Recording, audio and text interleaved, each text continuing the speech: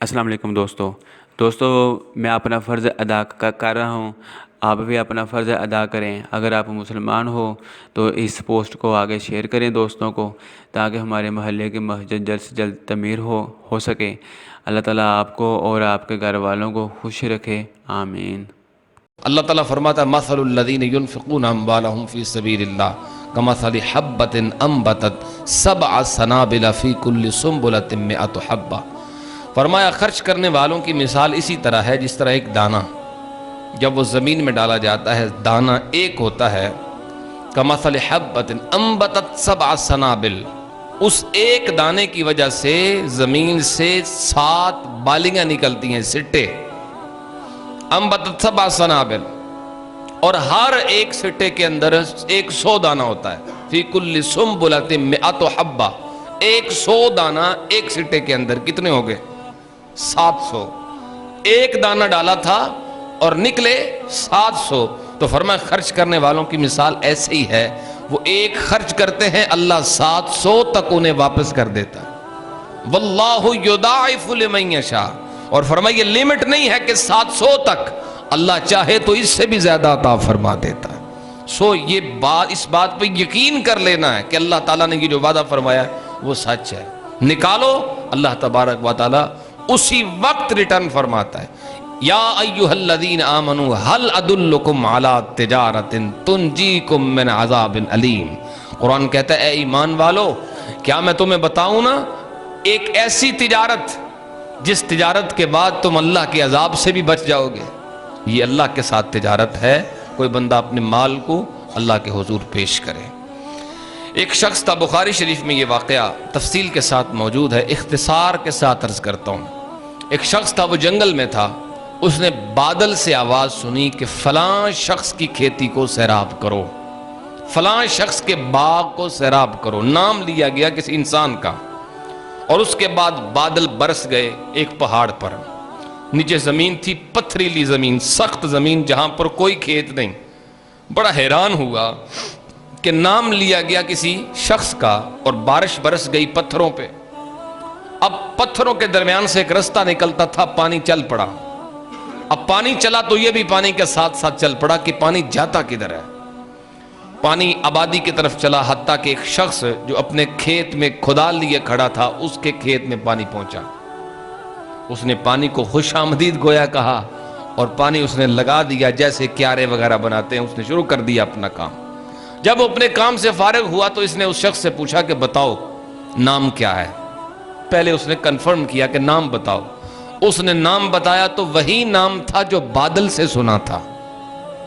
اس نے کہا میں نے تمہارا نام بادل سے سنا ہے، کوئی معمولی بندہ تو ہو نہیں سکتا کہ بادل سے تیرا نام سنائی دیا مجھے، بتاؤ کیا کرتے ہو؟ اس نے کہا کوئی بڑا کام نہیں کرتا، جو کچھ اناج اللہ تعالیٰ میرے مقدر میں فرماتا ہے میں اس کے 3 حصے کرتا ہوں، ایک حصہ اہل و عیال کے لیے، ایک حصہ دوبارہ اس میں بونے کے لیے، اور ایک حصہ میں اللہ کے نام پہ پیش کر دیتا ہوں۔ اللہ کو یہی ادا اس کی پسند ہے، اور بادلوں کی ڈیوٹی لگائی ہے کہ اس بندے کی خدمت کرنی ہے۔ میرے بھائیو، اللہ کریم بڑا کریم ہے اور نوازتا ہے اپنے ان بندوں کو جو اللہ کے نام پہ اپنا مال پیش کرتے۔ اسی طرح 3 لوگوں کا تذکرہ بھی کتب احادیث میں موجود ہے۔ ایک شخص ان میں سے کوڑا تھا، کوڑ کا مرض تھا، ایک گنجا تھا اور ایک نابینا تھا۔ اللہ تعالیٰ نے تینوں کو آزمایا۔ یہ حدیث کی کتابوں میں یہ بات موجود ہے۔ سب سے پہلے ذکر ہے کہ کوڑ والے شخص کے پاس اللہ کا فرشتہ انسانی صورت میں آیا اور آ کر پوچھا کیا چاہتے ہو؟ اس نے کہا کوڑ ختم ہو جائے تو کیا چاہیے، یہ بیماری ہے، اس کی وجہ سے لوگ مجھ سے نفرت کرتے ہیں، میری جلد کا رنگ ہی خراب ہے۔ کہا ٹھیک ہے۔ اس نے ہاتھ پھیرا تو ٹھیک ہو گیا، اللہ کا فرشتہ تھا۔ کہا کون سا مال پسند ہے؟ اس نے بتایا کہ مجھے بکریاں پسند ہیں۔ فرشتے نے اس کو ایک بکری دی جو کہ حاملہ تھی، یا اونٹ دیا یا گائے، جو بھی اس نے پسند کی اس کو دیا، اور برکت کی دعا کر کے فرشتہ لوٹ گیا۔ اللہ تعالیٰ نے مال بڑھا دیا، برکت ڈال دی، اس کا ریوڑ بن گیا، مالدار ہو گیا۔ دوسرے شخص کا ذکر ہے کہ وہ گنجا تھا، اس کے سر پہ ایک بھی بال نہیں تھا۔ فرشتہ اس کے پاس بھی آیا اور کہا کیا چاہتے ہو؟ اس نے کہا گنجا پن دور ہو جائے تو اور کیا چاہیے۔ لوگ نفرت کرتے ہیں، حقارت سے دیکھتے ہیں. فرشتے نے ہاتھ پھیرا تو گنجا پن ختم ہو گیا. اللہ نے بال بھی دیے، پھر اس نے مال بھی دیا.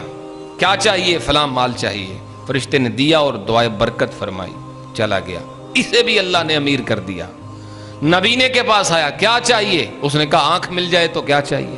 اللہ نے اسے آنکھیں بھی دیں اور فرشتہ مال بھی دے گیا. اب کچھ عرصے کے بعد اللہ نے اسی فرشتے کو بھیجا انہیں آزمانے کے لیے. کوڑ والے کے پاس آیا فرشتہ، بے سر و سامان ہوں، مسافر بھی ہوں، پردیسی بھی ہوں، کچھ ہے نہیں پاس، گزر اوقات مشکل ہے، اللہ نے تجھے نوازا ہے، مجھے کچھ دے دو. کہنے لگا ہاں حقوق میرے بڑے ہیں، میری ذمہ داریاں بڑی ہیں، میرے خرچے بڑے ہیں.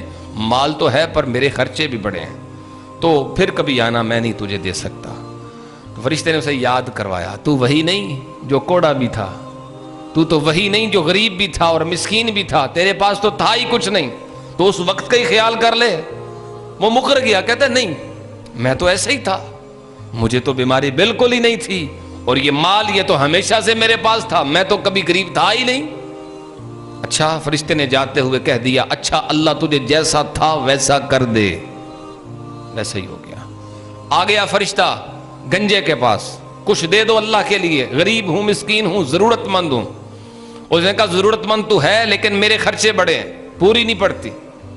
اس نے کہا تو وہی ہے، سر پہ بال بھی نہیں تھے، پیٹ میں روٹی نہیں تھی، غریب تھا اور گنجا بھی تھا، اللہ نے تجھے حسن بھی دیا ہے، تجھے مال بھی دیا، کچھ تو خیال کر.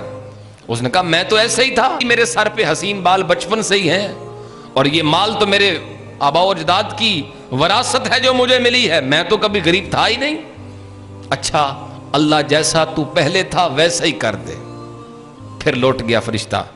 آگے اندھے کے پاس، جس کو اللہ تعالیٰ چن لیتا ہے اپنے نام کے لیے، اپنے بندوں کے لیے، اپنی بارگاہ میں اس کے مال کو پسند فرما لیتا ہے. فرشتہ آیا، آ کر کہا اللہ کے لیے دو، تم تو وہی تھے نا جو اندھے تھے، نابینا تھے اور غریب بھی تھے. کہا بالکل یاد ہے مجھے، میری تو آنکھ بھی نہیں تھی.